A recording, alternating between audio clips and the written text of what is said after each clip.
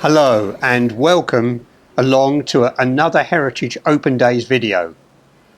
This year, with the theme being architecture, we thought it was about time to actually visit this wonderful building in the middle of Chelmsford, once known as the Regent Theatre. This building was built in 1913 on the site of the Cross Keys Inn, an old medieval timber frame coaching inn. The building was the inspiration of a syndicate led by Frederick Holmes Cooper, a young estate agent from Wisbech. He had become smitten with the moving pictures that he'd seen in the local fairground and decided that he was actually going to then make this a permanent fixture in a building. His syndicate opened their first theatre in 1908, and this was then followed very soon by the Electric Theatre in King's Lynn. For this Regent Theatre, Cooper chose the architect Francis Burton Ward, also from Wisbech, who very much reflected the Baroque style of the time, with friezes depicting music, comedy and tragedy, situated in various parts around the building. And we have a couple here you can just see here. And you can see that they really emphasise the whole theatre theme. The Regent Theatre in Great Yarmouth was built soon after this theatre, and it's quite amazing. The interior of that building bears a lot of similarity to this building. So when you come into the building, you are straight away invited into the foyer, and then when you paid for your ticket, you would have come through into this, the anteroom, which is a room between both the theatre and the main auditorium. Seems to not really fit the style. But this would have been where the people would have waited to be seated. And you can see that the elaborate ceiling is still here with some lovely decoration in it. And well, yeah, it's got all these friezes again all around the side, which is really quite nice. Now we think that actually this wall here, quite a long wall, was in fact the original toilets for the auditorium as well, because the toilets have now moved to the other end of the building. But this would have been the appropriate place to have them when it was a cinema, and before that when it was a theatre. Our Regent Theatre has a steel base structure, and that would have allowed the building to be constructed straight up as it is now. The elaborate auditorium would have had a capacity of around 1,100 people. And I'm sitting in one of the original theatre seats here, which is quite amazing that it's still about. But that 1,100 would then have been split between 700 in the stalls and over 400 in the balcony above. It's a very large balcony. Also, there were 4 bulbous boxes. 2 still remain, and these would have seated at least 15 people in them. For fitting out the whole floor and the drapes, they would have spent around £1,500. And they would have also had very elaborate changing rooms, 4 of them in all, for the theatre productions.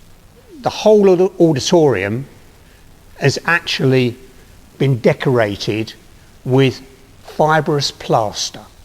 Now, fibrous plaster is quite unique in that it's plaster with horsehair in it. It gives it much more strength and allows it to be modelled into these lovely particular pieces of artwork which you'll see in all around the auditorium. Now initially the entertainment here was just variety. When I say variety, it would have been consisting of singers, comedians, jugglers and acrobats, and these would have performed twice a night. So it was quite an intense programme.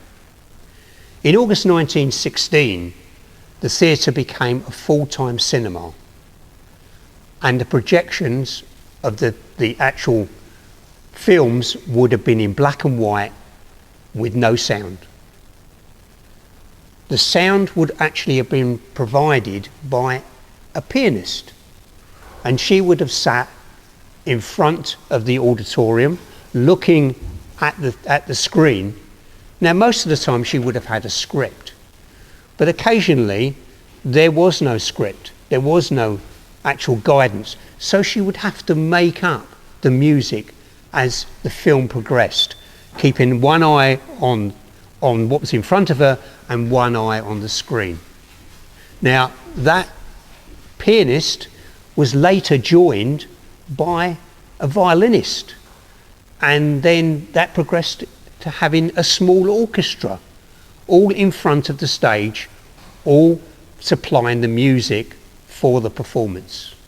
In 1928 that all changed, because then for the first time talkies were actually projected here, and talkies didn't need an orchestra.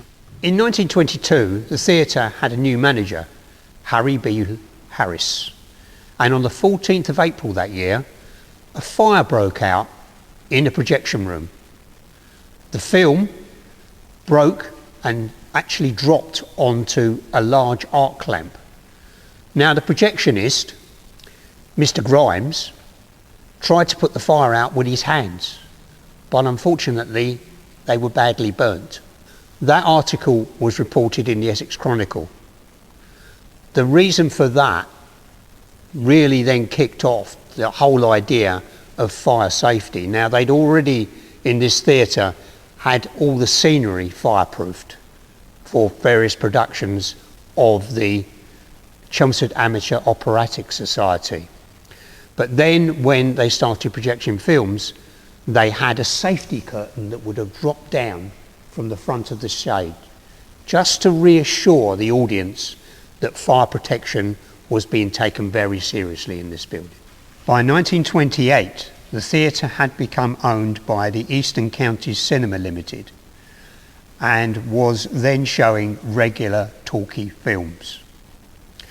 On the 18th of April 1930, there was a fire in the building, a serious one, and this affected the foyer, but there were 1,100 people actually in the building at the time. Despite the fire precautions, smoke was seen quite eminently around the building, and they evacuated.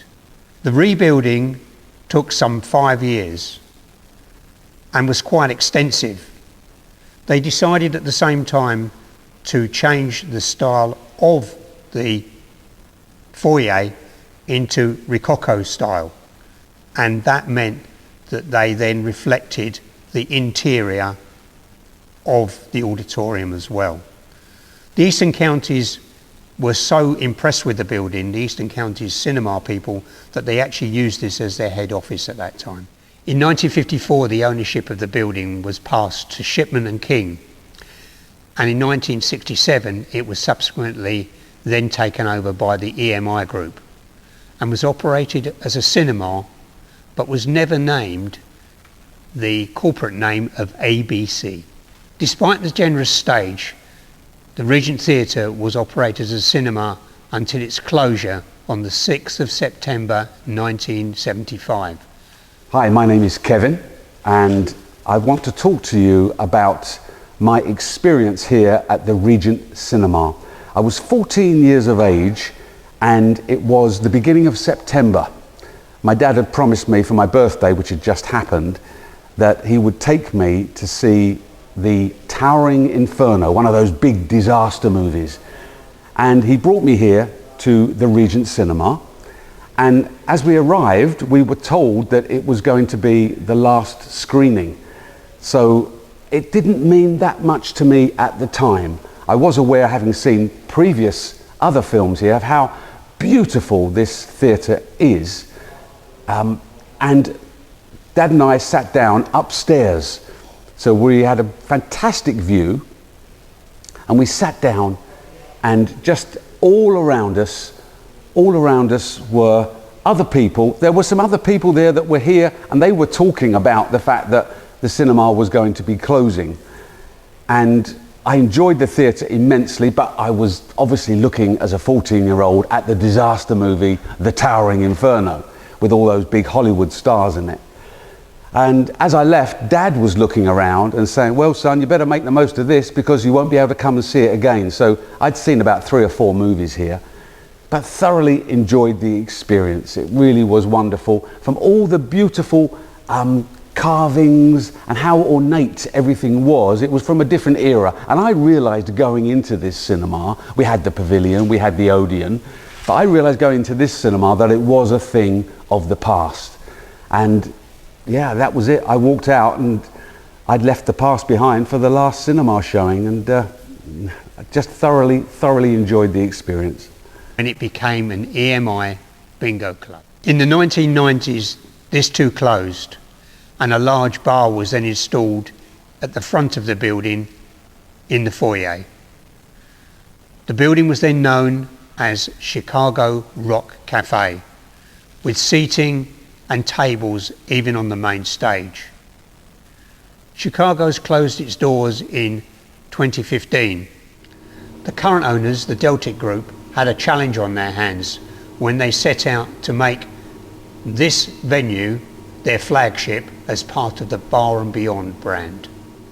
When the fire happened in 1930, there was a casualty, and that was a lady that was trapped upstairs in the projection room. And unfortunately, she died on this site. Her ghost now haunts this building, especially on that balcony over there, where she wanders around.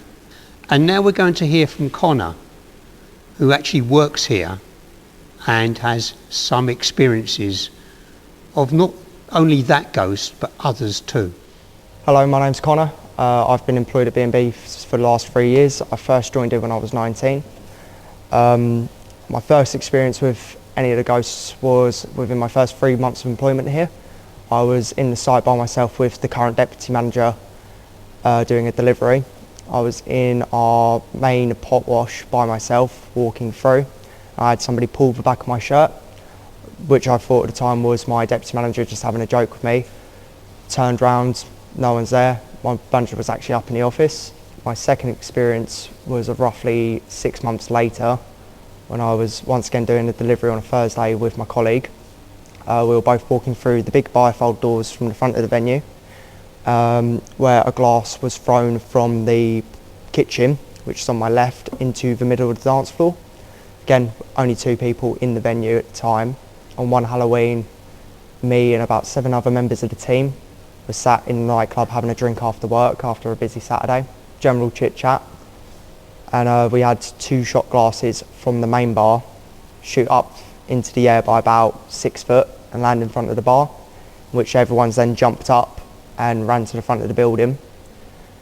We thought it might have just been something falling off the ceiling or something, so me and my manager went through the CCTV, and you could see 2 shot glasses that were sat on the back bar shoot up by themselves and land.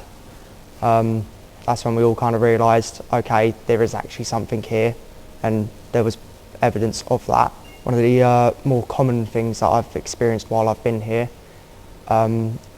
is a child on the front stairs.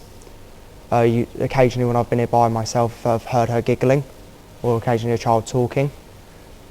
Usually when I've heard her, it's then followed up by the female toilet doors being slammed. I'm not the only person that has experienced that while I've been here. Our 2 resident cleaners have had that happen a few times. Funny ones we had was we were all talking in this main room, and we had a little playground ball, like a ball pit ball, be thrown over the balcony. One of my more notable experiences that makes me a little bit uncomfortable to be here by myself was I was on FaceTime to my brother while I was building something in one of our storage rooms, and I had a packet of Christmas hats thrown at the back of my head while I was the only person here. This Grade 2 listed building now has a bright new future, but it very much remains with its original lavish interior, which can still be seen behind its new present day decor. Thank you for watching, and we hope you've enjoyed this latest production from the team at the Chelmsford Civic Society.